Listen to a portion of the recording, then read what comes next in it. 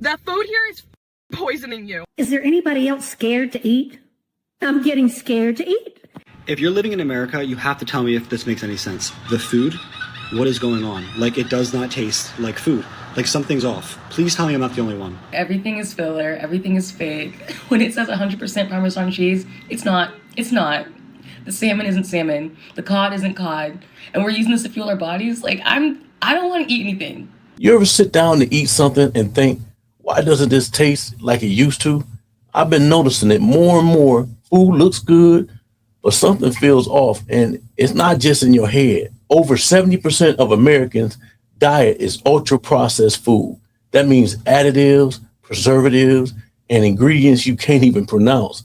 Now, I'm going to show you real people saying the same thing, because if you've been feeling like food in America just ain't hitting the same anymore, you're definitely not alone. So they say there's a beef shortage. So explain this. McDonald's sells about 6 to 7 million burgers every single day in the United States. Burger King sells around 2 million. Wendy's sells around 1 million. That's roughly 15 to 18 million fast food burgers every day during a shortage. Cattle herds are supposedly the lowest they've been since the 1950s. Ranchers are selling off cows. Beef prices keep climbing, but the burger machine never stops. So where is all that meat coming from? Imports? Blended beef? Long-term contracts? Or our 3D printer somewhere just spitting out steaks 24/7? Lab-grown meat, it exists. 3D printed meat also exists. And companies are pouring money into it. I'm not saying that's where or what we're eating. I'm saying the math, it just doesn't sit right. 15 million burgers a day doesn't happen by accident. So what do you think is really going on? Is there anybody else scared to eat? I'm getting scared to eat. If I don't cook it myself, or if I don't know where the food came from, it's like I don't want to go to the supermarket anymore. I only want to go to those like vegetable markets where people bring in their produce and resell what they've grown at home. And I only want to get my meat from somebody who has a beef farm or a chicken farm. It's like I am scared to eat anything at the supermarket anymore. And God forbid I don't do fast food. Where are they getting all the beef from? McDonald's is over the entire map of the United States. We consume 158,000 cows per day. 78 million pounds of beef per day. How can we do that? We got 158,000 cows that's slaughtered every single day. We can sustain that. It's not adding up to me. It's not adding up at all. It's not adding up. Our food is being tainted by dangerous chemicals, and it's making us sick.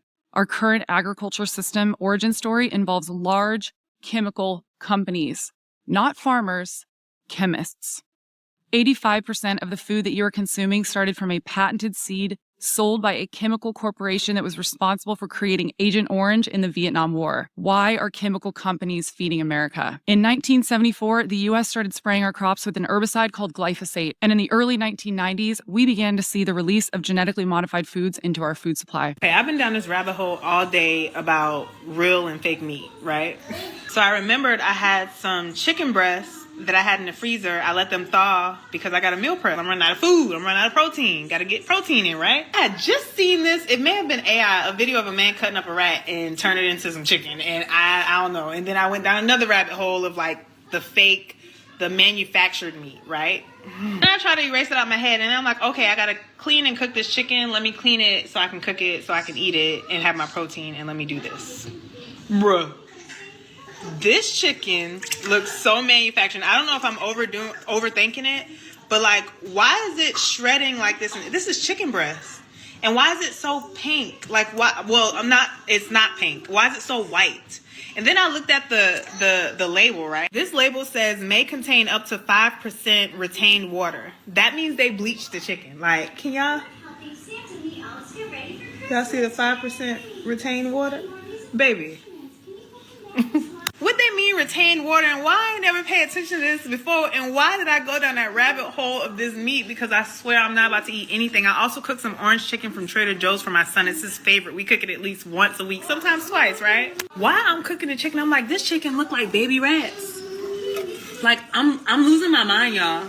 I really don't want to be that girl that's scared of everything, scared to eat everything, but I promise y'all, like, they doing something. Like, something is up. I'm about to throw this chicken breast away. Ain't gonna have no protein. I'm just drink me a protein shake and not even think about the metals or nothing this and that. Like, nothing is safe. We gotta, like, make our own food at this point. What the heck? And just like that, buy meat, because no. The food in the US, there's something wrong with it.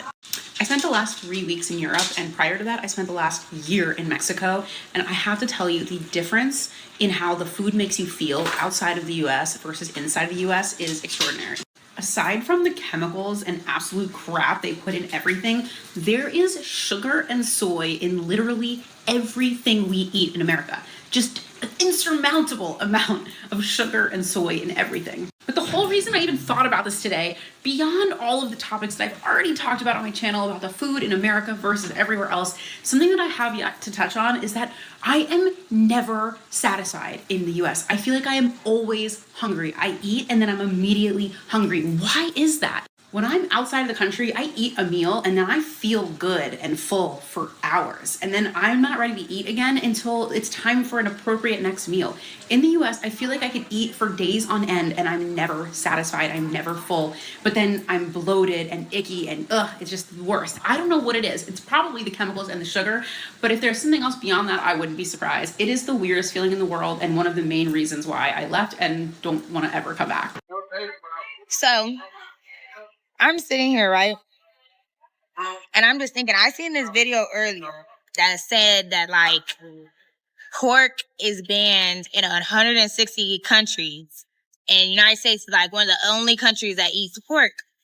That is disgusting. Like, that's not enough for people to want to not eat that shit. Like, and then you know that they put pork here in everything, like candy, anything that's gummy, like gummy bears, Jell-O, all the candy we eat has pork in it. Look it up. That is disgusting. Like, pork has so much bad shit in it. Like, milk, they say milk has a hormone in it called, like, U-Hug or something that makes your cancer risk high. Like, chicken, they say United States chicken is banned in the European Union. Like, why is everything that we eat here banned in all these other countries? Like, the food here is poisoning you. If you're an American with stomach problems, this video is for you. You're not crazy, okay? I grew up in the States and for years I struggled with stomach issues. At some point in my life, I would literally not go out of the house to certain activities if I knew that there was not going to be a bathroom. I didn't hike for years. Add some sprinkles on top of all of it. I developed so much anxiety about it, and then that anxiety just fueled my stomach even more. Fast forward to now, I have lived out of the States for 2 years. My stomach problems disappeared, gone, poof, like that. On top of that, like, lost a lot of bloat and weight. And now what happens? I've been back in the States for the first time in 2 years. I've been back for 2 days. In the past 2 days, I've shit like 15 times. I'm not even exaggerating. I'm not. This is not, like, this is funny, but this is not. This is really not funny. Are you guys okay here? Obviously, like, okay, my stomach needs to adjust a little from going to the Middle East to going to America, and the food is different. Okay, valid.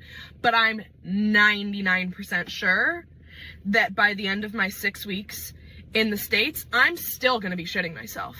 I'm not a doctor, but, like, if you have been doing anything to try and, like, get your stomach to be better and you live in the States, like, I'm telling you, I don't think it's gonna get better. I mean, maybe if you spent like $1 million on food and get everything like perfect and organic and local, like, maybe.